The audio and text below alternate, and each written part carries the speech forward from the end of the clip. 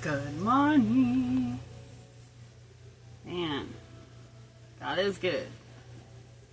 Bro, work yesterday? Let me tell you. It seemed like every time I was somewhere, I needed to be like 3 different places. And it was like all day. Anyone that works in healthcare can totally relate to this. Like, some days, like, you really can. Like, it flows so well, but it depends on who is on your team. Who is on your team? Are they picking up their own slack? And there were a couple people that kept just disappearing off the floor. And it was frustrating. It was very trying.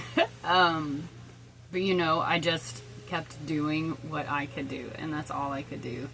And and this is why we need to spend time with the Lord before we go out into the world, because you never know. You never know if your day is going to be a good day or be a bad day. Obviously, we make the most of it. I declare I'm having a great day no matter what. And the funny thing is, I actually declared that yesterday. And I think it's funny. It's like whenever you declare something like that, it's like everything falls apart, right? So I've been having this issue with one of the wells where I'm living at, the place where I'm renting. And I had reached out to the landlord and told him about the things that were going on. And everything was like moving at a snail's pace. Like, you had to do this thing and see if this was the problem first, then do this thing and see if that would fix it, and then do this thing. And so this went on for almost 6 weeks. And my sink water was like a trickle, and my in my kitchen, so trying to do dishes, it was taking me like 40 minutes to fill up the sink. And then in the bathroom, the cold water was just a trickle in the showers, and then one of the toilets stopped working. So showers, there was almost no pressure in the shower, so pressure is good for some things. And that's how you get diamonds. Like, bro, we have to go through these things. Like, you really find out what you're made of. And then, so I started to realize, the hot water in my bathtub is working. I have a 5-gallon bucket. So I started filling the 5-gallon bucket and going and filling up the sink. So that was solved. I couldn't even do my laundry because the trickle was so slow that it was it was registering that there wasn't even any water. It's saying no water on my washing machine. And I'm like, oh my goodness. I'm like praying over it, pleading the blood of Jesus. Look, I pray on everything. And, well, not everything, if there's a Ouija board or something, it's 100% demonic, you just burn it up. But I digress. So I was having to go to the laundromat, and that is expensive. Bro, I don't know how people afford to go to the laundromat.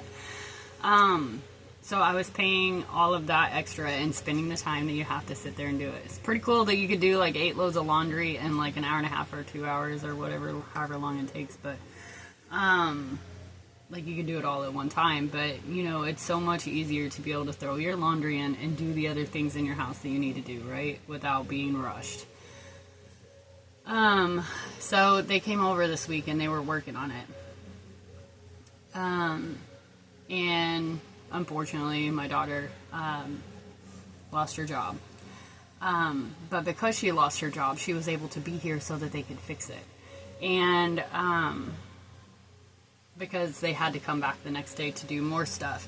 And whenever she showed me one of the screens, because of there was a clog in the line of sand, whenever they first turn it back on, it pulls up all this stuff that was sitting, and it was that big of sand in my sink in the bathroom, and that was just in the hand sink that was actually still working. So I could only imagine how much is clogging up the lines, man, and God is just so good to minister to us in these places. What's clogging up your lines? What is clogging up your lines? Has your will collapsed? Man. And I think that's whenever we truly do surrender. Man, whenever it feels like everything is collapsing. Because we can get really good at giving like this little group of stuff to God and then trying to do this other stuff in our own strength. And I've talked about this before, and I'll probably talk about this until Jesus comes back. But, we get really good at that, where we're like, God, I'll give you this, and I'll give you this day, and I'll give you this part of me, but this I'm going to reserve for myself. We get a little bit selfish in certain things, or arrogant, and we think, oh, I can do this part on my own. I don't need the presence of God. And it's so heavy for me personally whenever, it doesn't feel like the presence of God is surrounding me. And I will stop and I will go and I will inquire of the Lord, like, God, why does it feel like you're not here? Because I've shared that was part of my testimony. But, there are some times where the Lord will have us to just dig deeper in Him, where we're doing all of this stuff and all of these things, and we're just in awe of Him, and we love Him, and He doesn't want us to become complacent. I got something in my eye. He doesn't want us to become complacent. Oh, look at that. Give you time to deal with the plank in your own eye, brother. But He will. And, to get us to look deeper. Like, what is there that I'm doing or that's happening in my life that could be a hindrance to hearing God's voice? And it's so beautiful. Like,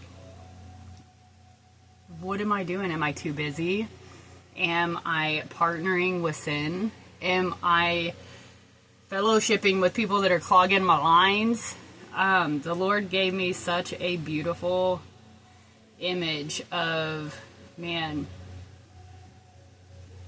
I was praying for one of my sisters. She's doing a conference. I was praying for her. And I'm not going to rob her of the goodness of that message. But, whenever we're praying for other people, for the things that the Lord is doing through them, we get blessed in the process. We get this knowledge and wisdom where we can, for me, I'm a seer, so a lot of times the Lord will actually give me a visual and it will hit me. Like, I'll just see the whole thing and I'll see exactly what God is saying. And that's not a boast in me. That is literally the Lord dealing with me for so long and putting this deep love and desire in my heart. But I will literally see a picture and I'll be able to see exactly what it is that the Lord is trying to say. Or, sometimes He just shows us in part. And sometimes He shows us in part because He wants us to dig deeper. But sometimes He shows us in part because the whole message wasn't for us anyway, right?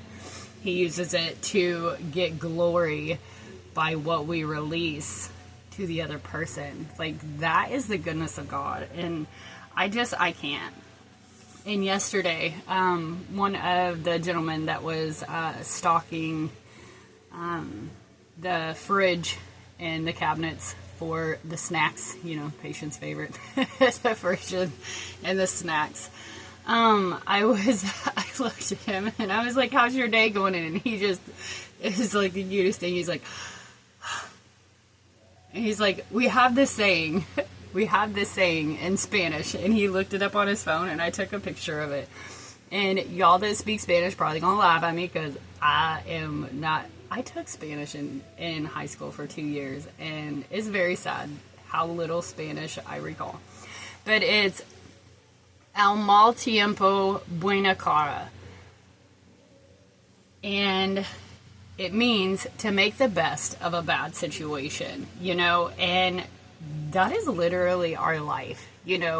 whenever bad things are happening, like I said about, the water not flowing, I had to, I could have just sat and cried and, God, send someone to supernaturally wash my laundry.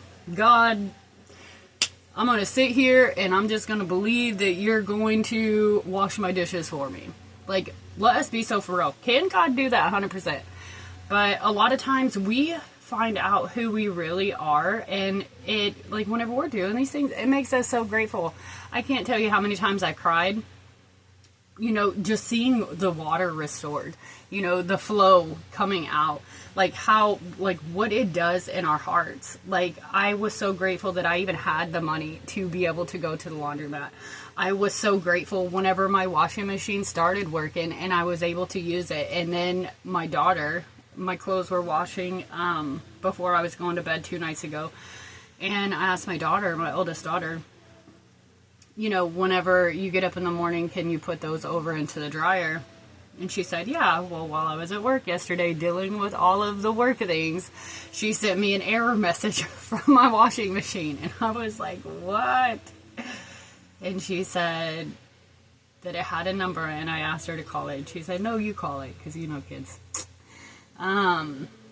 But, she sent me this thing that it said you can troubleshoot, you can do all this, you can call maintenance, whatever. And I was like, you know what, God, you restored my water, and I know that this is just something that's just trying to distract me, so I'm not even dealing with it. Oh, and the most beautiful thing, I get to work yesterday, and one of my patients' wives from a couple days before actually gifted me a little gift card for, I don't know if she's a hairstylist or something. We didn't really get to talk a whole lot. I spent a lot of time in there, but we talked about so many other different things. But she gifted me a certificate for any hair service. And then I was like, wait. What's wrong with my hair? I'm just kidding. But it was so beautiful, and I was like, there's no way. At first, I didn't know what it was, and the house supervisor came up, and he was like, wasn't that so nice? And I was like, who? Is that something, everybody got, all of the, health trust nurses? And he's like, no, the patient's wife, and he explained to me the whole thing, and I was like, that's so sweet. He was like, I know. But, al mal tiempo buena cara. Whenever things are going wrong, make the best of a bad situation. I stopped waiting for 40 minutes to be able to do my dishes, and I got smart, and I started filling up buckets of hot water. Did I want to walk back and forth? No, but you know what? It saved me time, and time is literally the one thing that you cannot get back. You cannot get back time. And it's so beautiful. I was reading the introduction. You all know how I feel about introductions. I was reading the introduction in Job, and it says the purpose of the book is to show the unfathomable wisdom of God's providence and the benevolence of God, even in the trials brought upon his children. It also explains why God allows righteous people to suffer. We all are going to go through some type of suffering, those of us that follow, even the ones that aren't following Christ, but those of us that are following Christ, because we're in direct opposition to the kingdom of darkness.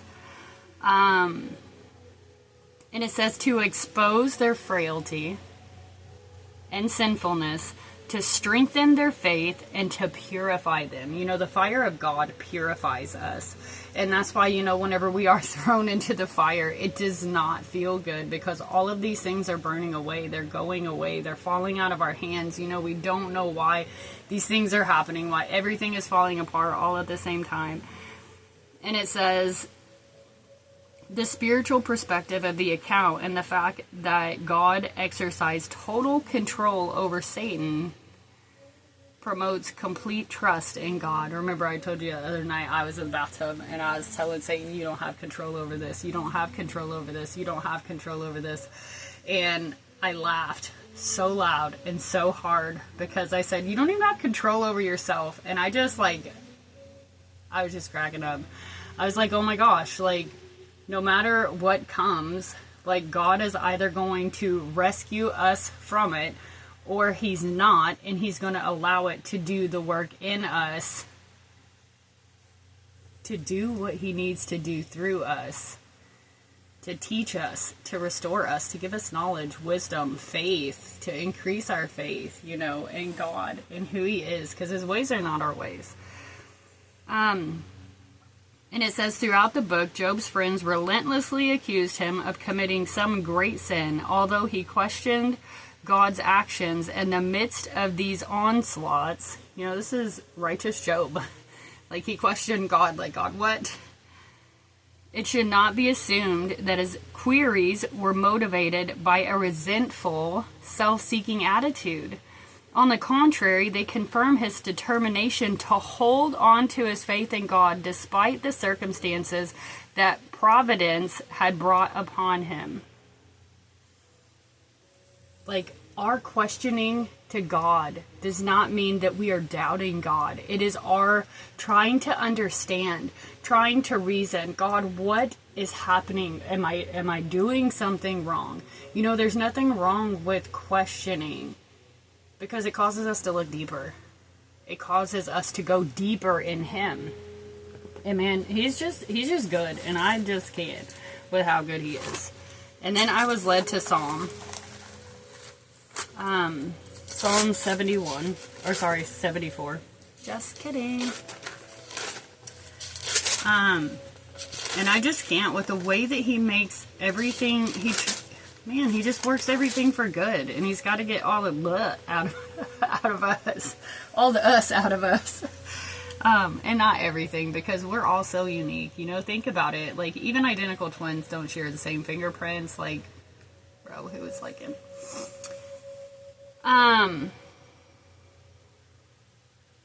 And so Psalm 74 in my Bible is titled, Arise, O God, Defend Your Cause. And it says, Oh God, why do you cast us off forever? Whenever we're going through these things and they seem to be lasting a little too long, this can become us. And one thing I want to highlight is, the Bible in that introduction is talking about how Job, in his questioning, it wasn't him being resentful, but him trying to come to a place of understanding what was happening. But, with the Israelites, whenever they were in the wilderness, they were just complaining against God. Even though God had done all these great and wonderful things, even though God continued to show up.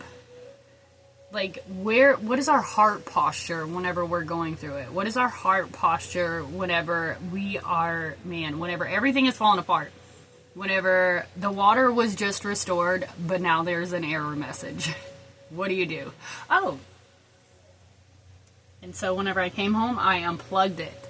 I unplugged the washing machine, and I prayed over it, and I plugged it back in, and same error message. And I almost gave up. I almost cried.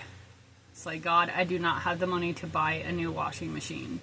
Like, I just don't. And so I unplugged it, and I was thinking, well, like, maybe someone's giving one away for free. Like, I almost started to spiral into this place, and I was like, you know what, I'm not doing it. I was like, I'm going to unplug it. I'm going to give it 5 minutes. I put 5 minutes on my Alexa. I walked around doing other things, cleaning up stuff, because I've been working all week, and praying and declaring and singing praise and worship to the Lord, because he's good. Just because my washing machine is now not wanting to work, even though it washed a couple loads, and so I prayed over it, and I said, God, you can do anything. You can do all things. You can do the absolute impossible things. So what is fixing a washer to you? And if you don't, I know that you're going to work something in this anyway, whether it's working something in and through me, whether it's providing miraculously for me. And whenever I plugged it back in, I prayed over it. And I almost didn't put in everything that I needed, like my little unstoppable scent booster thingies. Because I was like, well, what if it doesn't work? Then those are going to sit there. And I said, I am not going to doubt. I'm going to do everything just as I would if I was starting my laundry. because I believe that God is going to do it. And I turned it on, and it washed my clothes. Look, y'all. It's so good. All right, so back to the psalm. Why does your anger smoke against the sheep of your pasture? Remember your congregation, which you have purchased of old, which you have redeemed to be the tribe of your heritage. Remember Mount Zion, where you have dwelt. Direct your steps to the perpetual ruins. The enemy has destroyed everything in the sanctuary. And we can feel like this sometimes whenever we see corruption, whenever we see, man, people walking around blind, whenever they walk around, man, bruising each other's heels, you know, throwing daggers, you know, stabbing each other in the back, twisting the knife. Like, whenever we see these things with our own physical eyes, whenever we see the betrayal, whenever we see the hurt and the pain, we have an opportunity to look deeper, like, because we know hurt people. And then in those instances, we have a chance. We can either turn our backs on them, like the rest of the world, or we can choose to partner with God.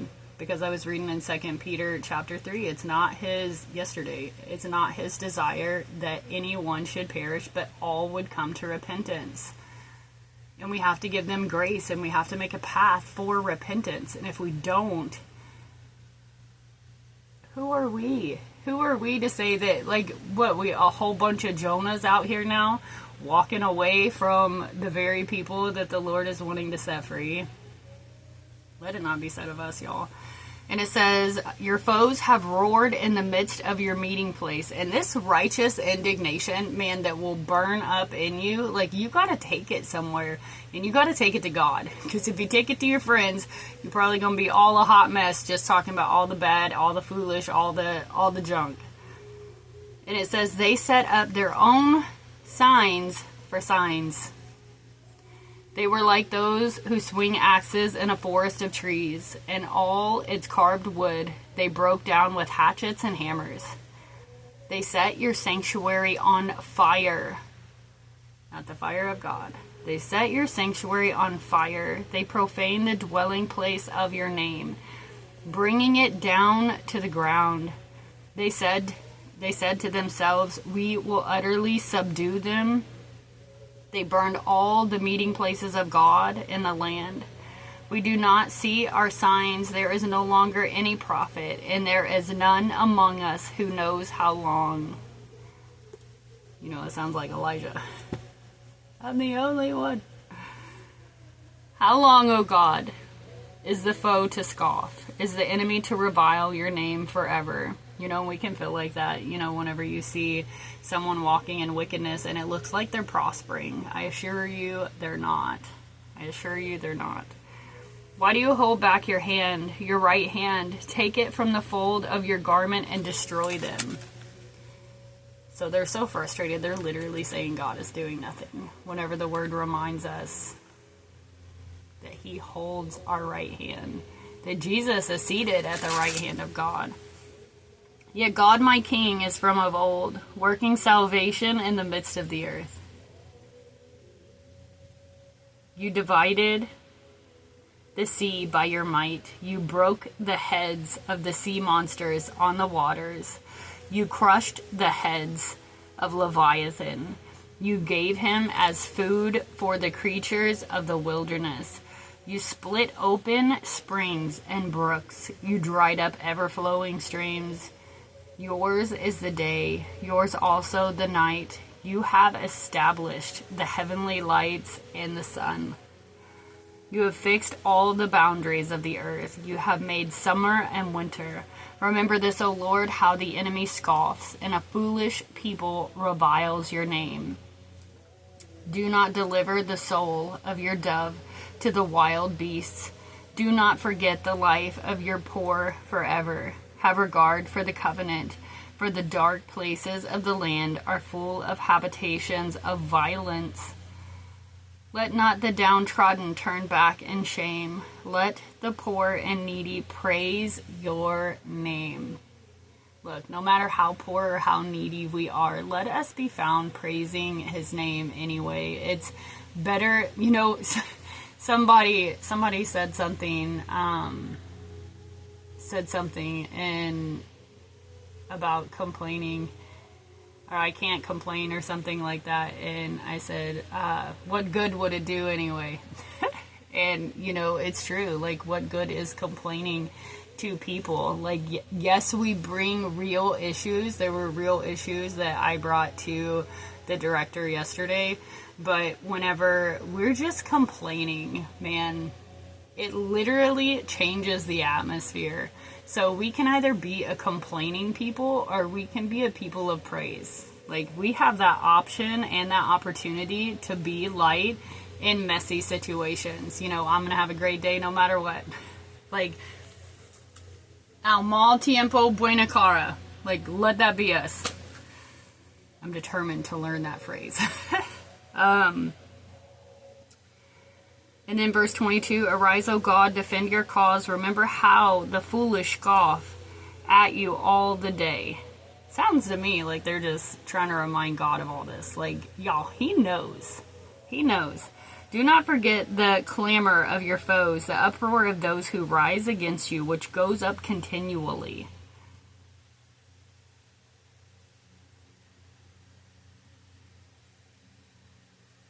Man.